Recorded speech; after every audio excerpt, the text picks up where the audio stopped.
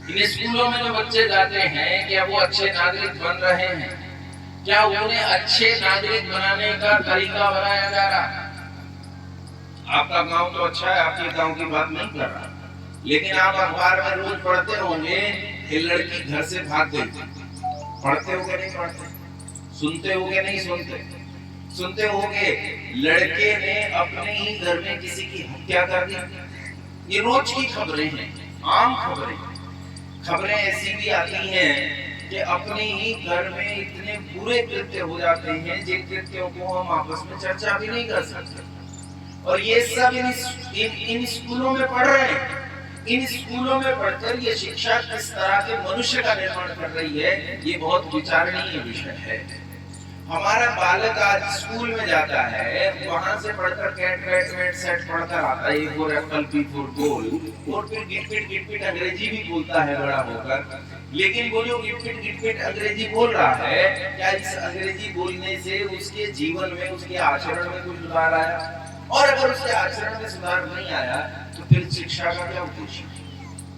याद रखो, एक शिक्षा जब समाज की सिकाई को, मनुष्य को सुधारने का काम नहीं करती है तो वो शिक्षा निरुद्देश्य है। उस शिक्षा का कोई लाभ नहीं, बकवास, बेकार, किसी काम की नहीं। इन्हीं स्कूलों में पढ़कर लोग डॉक्टर्स बनते हैं, एमबीबीएस डॉक्टर हो जाते हैं, एमएस, बहुत बड़े बड़े हॉस्पिटल खुले हैं, और उनमें डॉक्टर किडनी निकाल कर बेच लेता है। किडनी निकाल कर बेच लेता है। तेरी पढ़ाई लिखाई का क्या फायदा हुआ रे? संसार को तेरी पढ़ाई लिखाई का क्या फायदा हुआ? डाकू, अगर तुझे डाकू ही बनना था तो डॉक्टर बनने की जरूरत नहीं थी। डॉक्टरों की स्थिति ऐसी है कि मेरे दादा के साथ मैं जा रहा था तो कहते हैं देखो सारे डॉक्टर्स के आगे क्या लिखा है। मैंने कहा उनकी डिग्री लिखी है। बोले नहीं, उनके नाम से पहले देख क्या लिखा है। मैंने कहा डॉक्टर लिखा है, डॉक्टर राकेश कुमार। बोले डॉक्टर नहीं, डाल कर जीरो लगाया गया, वो कह रहा है डाकू राकेश कुमार। बस इतना ही अंतर है। पहले ये घोड़े पर बैठकर काला कुर्ता पजामा पहनकर चंबल में डकैती डालते थे, अब इन्होंने नर्सिंग होम खोल लिए, यहाँ डकैती डालते हैं। आदमी को डर लगता है, मेरी माँ बीमार हो गई है, मैं इसे हॉस्पिटल लेकर चला जाऊं तो कहीं ऐसा ना हो मेरा मकान बिक जाए, कहीं ऐसा ना हो एक माँ को बचाने के चक्कर में पूरा परिवार बर्बाद हो जाए। ये स्थिति हमारी शिक्षा ने पैदा कर दी। अभी पिछले दिनों बिहार में 1700 करोड़ रुपए की लागत से एक पुल का निर्माण हो रहा था। 1700 करोड़, ये अभी की बात कर रहा हूं। ये भाई साहब क्या नाम है इनका, वहां मुख्यमंत्री है ना जो पलटी मारते रहते हैं, नीतीश कुमार। ये नीतीश कुमार ने जब आखिरी टाइम पलटी मारी उससे पहले की बात है, जब ये भाजपा की तरफ आए उससे पहले की बात है। 1700 करोड़ रुपए के पुल का निर्माण हो रहा था। पुल बनते बनते धड़ाम से गिर पड़ा। अच्छा ये बताओ, बिना भ्रष्टाचार के गिर गया पुल? बोलो बिना भ्रष्टाचार के गिर गया? और ये सोचो कि 1700 करोड़ का पुल जो बन रहा होगा उसमें जो इंजीनियर्स लगे हैं, क्या वो कम पढ़े लिखे इंजीनियर्स लगे होंगे? वो ऐसे इंजीनियर्स हैं जिनकी पढ़ाई लिखाई पर करोड़ों रुपए खर्च हुए हैं, जिन्होंने आईआईटी क्लियर किया है, जो दुनिया के बेस्ट इंस्टीट्यूशंस में पढ़े हैं, वो इंजीनियर्स थे। लेकिन उन इंजीनियर्स ने मिलावट की, भ्रष्टाचार की, घूसखोरी की, जिसके कारण 1700 करोड़ रुपए का पुल बनते बनते भरभरा कर गिर पड़ा। ये शिक्षा से तैयार हुआ है। शिक्षा ऐसी होती है। एक काल था जब इस देश में शिक्षा अच्छी होती थी तो मनुष्य को देखकर मनुष्य प्रसन्न हो जाता था। जंगल में मनुष्य दिख जाए तो हिंसक पशुओं से डरे हुए आदमी में आत्मविश्वास दौड़ जाता था कि एक मनुष्य और आ गया, अब हम दो हो गए। लेकिन आज स्थिति ऐसी है कि एकांत में आप चले जाओ और आपको मनुष्य दिख जाए तो डर लगता है कि आदमी है।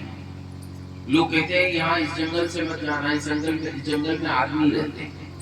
कमाल, हम शेर से नहीं डरते हैं, हाथी से नहीं डरते, भालू से नहीं डरते, सांप से नहीं डरते, हम मनुष्य से डरते हैं। और आज इतनी कमाल की व्यवस्था है कि भाई भाई का मित्र नहीं शत्रु है, बहन बहन की मित्र नहीं शत्रु है। लोग कहते नहीं कि भाई तो भाई का शत्रु हो सकता है, लेकिन बहनें बहनों की शत्रु कम ही देखी जाती है। मैंने कहा खूब देखी जाती है। ऐसी बहनों को देखो जिनके पिता के घर में कोई लड़का ना हो, संपत्ति बहुत हो। फिर देखो, मान लो उसके पिता के घर में 100 एकड़ जमीन है और 4 बहनें हैं, अब बताओ बहनों में मित्रता होगी कि शत्रुता होगी? अब इस जमीन को प्राप्त करने के लिए उनमें जो जंग होगी वो लड़कों से ज्यादा खतरनाक होगी, और इसमें उनके ससुराल के पक्ष के लोग भी शामिल हो जाएंगे। ये नहीं कहता हूँ कि संसार में भले परिवार नहीं, अभी भी है, लेकिन उन्हीं की तो शिक्षा अच्छी है इसीलिए वो परिवार भले हैं। लेकिन आज तुम शिक्षा प्राप्त कर रहे हो, ये शिक्षा तुम्हें मनुष्य नहीं बना रही, तुम्हें पशु बना रही। कैसे बना रही है पशु? समझो। संस्कृत में एक शब्द आता है समझ। क्या शब्द कहा मैंने? मुंह से बोलो, क्या कहा मैंने? समझ। समझ पशुओं के झुंड को कहते हैं, कीट पतंग के या पक्षियों के झुंड को समझ कहते हैं। लेकिन किस झुंड को कहते हैं? सब झुंडों को नहीं कहते, उस झुंड को कहते हैं जिसमें दो चीजें साझा हो, एक भोजन और दूसरा सुरक्षा।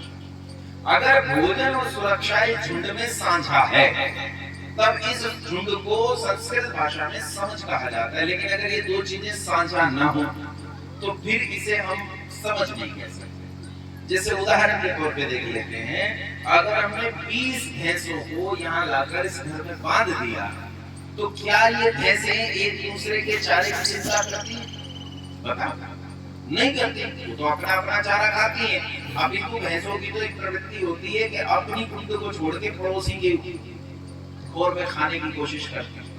उसमें वहां मुंह न जाए, साथ में खींचे। इसके सामने कितना ही सुंदर डाल दो, लेकिन वो सोचती है तो मेरा वाला हाई करे, इसका खा लूं। उसमें मुंह मारना चाहती है। अर्थात इनमें भोजन को लेकर आपस में एक दूसरे के प्रति साहचर्य, एक दूसरे के प्रति देने का भाव नहीं है, अभी तो ले लेने का भाव। क्या इनमें सुरक्षा साझा है? एक भैंस को पीटना शुरू करो तो सावधानी से देखना, अन्य भाषा उसे बचाने के लिए नहीं दौड़ती, बल्कि अपनी अपनी जान बचाने के लिए वहां से भाग खड़ी होती है। तो ये समझ नहीं हो सकता। समझ उसे कहते हैं जब भोजन और आहार ये दो चीजें साझा। इसका एक उदाहरण बहुत सुंदर है, मधुमक्खी का छत्ता। मधुमक्खियां जब संसार भर में जाती हैं, पराग चूस कर लाती हैं, उसका शहद बनाती हैं, शहद को बनाकर खुद खा जाती हैं या सबके लिए इकट्ठा करती हैं। क्या करती हैं? सबके लिए इकट्ठा करती हैं। पूरा मधुमक्खी का छत्ता उस शहद से इसलिए भर जाता है क्योंकि उन मधुमक्खियों ने उस छत्ते को आपातकाल के लिए, उस शहद को आपातकाल के लिए संरक्षित किया है, और अपने लिए नहीं, उस छत्ते में रहने वाली सारी मधुमक्खियों के लिए किया है। इनका भोजन साझा। एक और आश्चर्य बताऊं, आप कभी मधुमक्खी के छत्ते के बारे में पढ़ना या जानना या अध्ययन करना तो आपको पता चलेगा सब मधुमक्खियां पराग चूसने नहीं जाती। कुछ मधुमक्खियों का काम पराग चूसने का होता ही नहीं। हजारों मधुमक्खियां उसी मधुमक्खी के छत्ते में रहती हैं जो पराग चूसने गई ही नहीं। कुछ ही मधुमक्खियां पराग चूसने गई थी, लेकिन जब पराग चूस कर लाई तो उन्होंने उस पराग को अपने लिए नहीं खाया, अभी तो उस मधुमक्खी के छत्ते में इकट्ठा किया ताकि वो सबके भोजन का काम कर सके। इन सबका भोजन हम कह सकते हैं कैसा? अकेला अकेला कि साझा। ये साझा, इसे सांझला भोजन कहते हैं। ये सांझला भोजन है, ये सब मिलकर इस भोजन को करेंगे। और ठीक इसी तरह मधुमक्खियों की सुरक्षा भी साझा। अब एक पतली सी कंकर उठाओ और कंकर उठाकर मधुमक्खी के छत्ते में मारो। पतली सी कंकर का आकार बस इतना ही है कि ये 1 से 2 मधुमक्खियों को चोट पहुंचा सकती है। अधिक हुआ तो 3 या 4 मधुमक्खियों को चोट पहुंचा देगी। लेकिन 3-4 मधुमक्खियों को चोट लगते ही क्या होगा? उन 3-4 की सुरक्षा में पूरा छत्ता, वो हजारों हजार मधुमक्खी कंकर फेंकने वाले पर हमला बोल देंगे। हम पर हमला नहीं कर सकता, हमारे किसी सदस्य को नुकसान नहीं पहुंचा सकता। अगर तूने हमारे किसी सदस्य को नुकसान पहुंचाया तो तेरी दुश्मनी हम सब हजारों के साथ हो गई। उसके ऊपर हमला बोल देती है और ताकि ये वो कहीं चला जाए पीछा नहीं छोड़ती। उसकी जब तक ऐसी तैसी ना कर दे तब तक वो उसका पीछा नहीं छोड़ती है। इसे कहते हैं सुरक्षा साझा है और भोजन भी साझा। इसके कई उदाहरण हैं। ये हमारी भैंसें तो सुरक्षा और भोजन साझा नहीं रखती, लेकिन जंगल में जो जंगली भैंसों का झुंड रहता है वो अपनी सुरक्षा भी साझा करता है, भोजन भी। जब वो भोजन करते हैं, मान लो झुंड जा रहा है और 4 कमजोर पशु पीछे रह जाते हैं तो भैंसों का झुंड ठहर जाता है। वो तब तक चारे की ओर नहीं बढ़ता जब तक वो कमजोर लोग भी किसी तरह उस झुंड में शामिल न हो जाएं और सब इकट्ठे मिलकर भोजन करते हैं, चारा करते हैं। और जब वो चारा चर रहे होते हैं तो उन्हीं भैंसों के झुंड में अलग अलग विनियुक्तियां होती हैं जो भैंसों के झुंड को चारों ओर से घेरकर सुरक्षा करती हैं कि कोई बाहर से कोई आतंकवादी हमला न कर दे।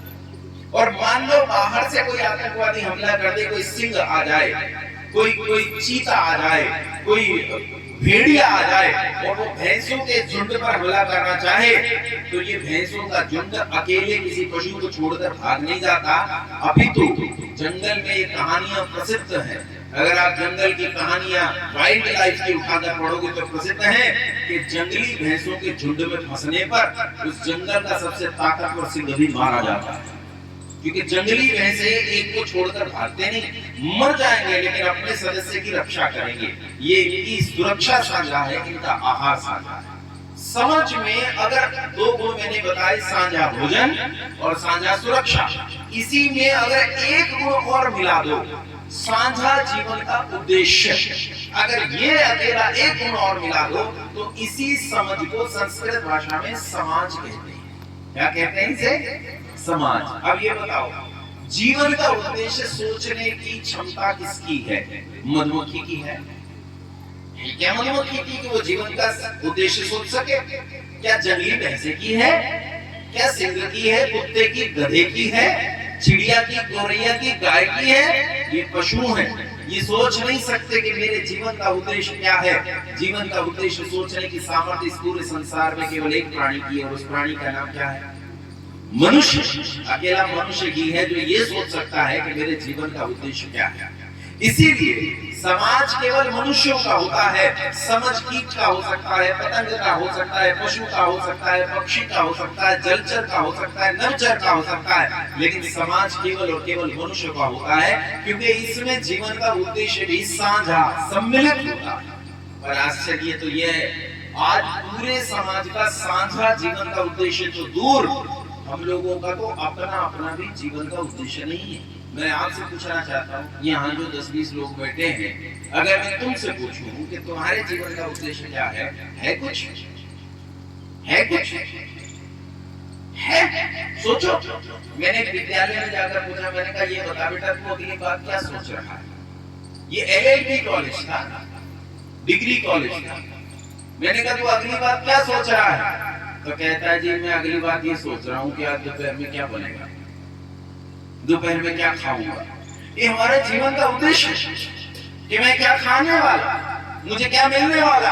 हमारे जीवन का उद्देश्य केवल रोटी और यौन विचारों तक संबंधित हो गया है। यौन विचारों और रोटी के आगे हमारा बुद्धि काम नहीं करती, हमारी बुद्धि इससे आगे सोच ही नहीं पाती। यौन विचार और रोटी के आगे बुद्धि ने सोचना बंद कर दिया, बस इतने तक सीमित हो गई है।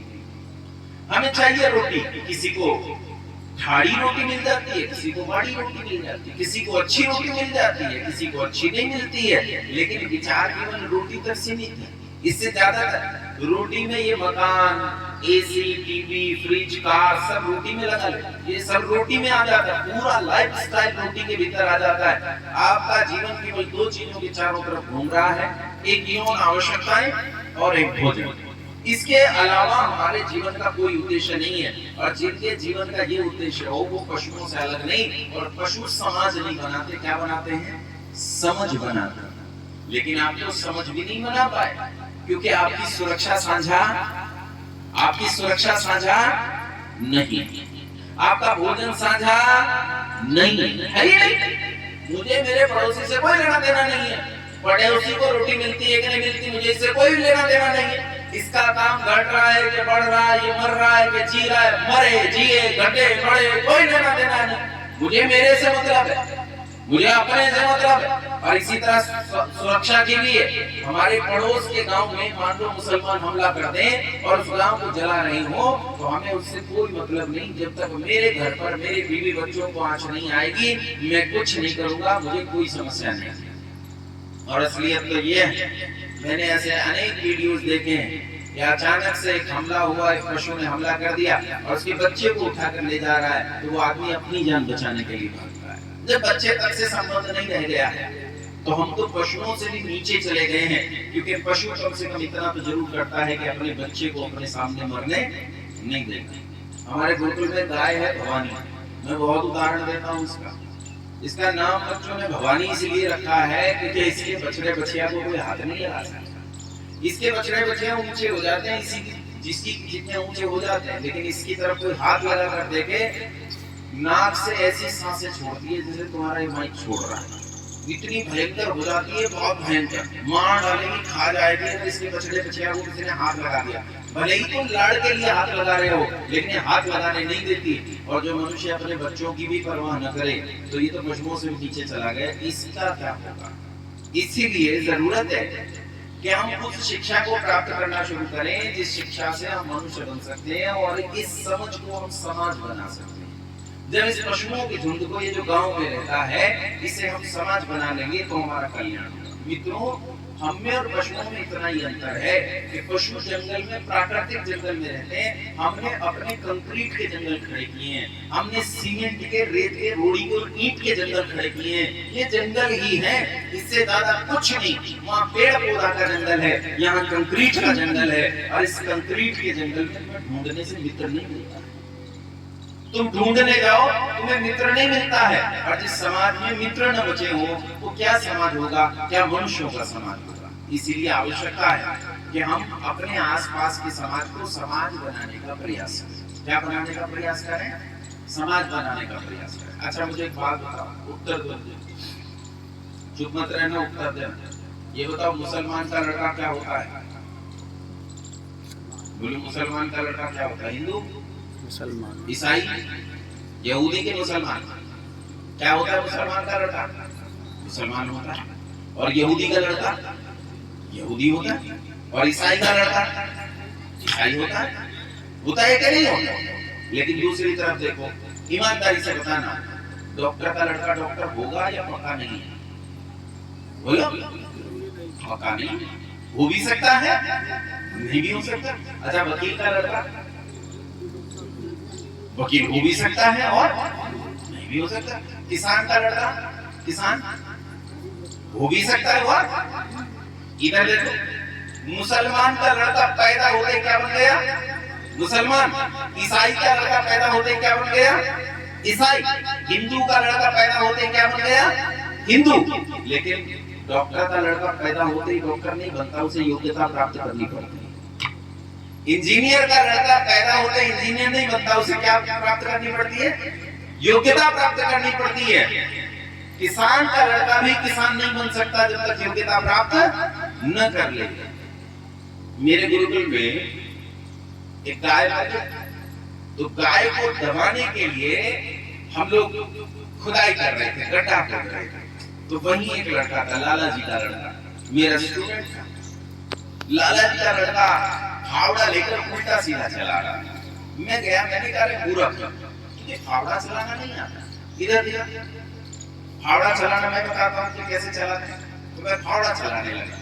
तो उसने मुझसे पूछा कि आचार्य जी, आपने फावड़ा चलाना कहाँ सीखा?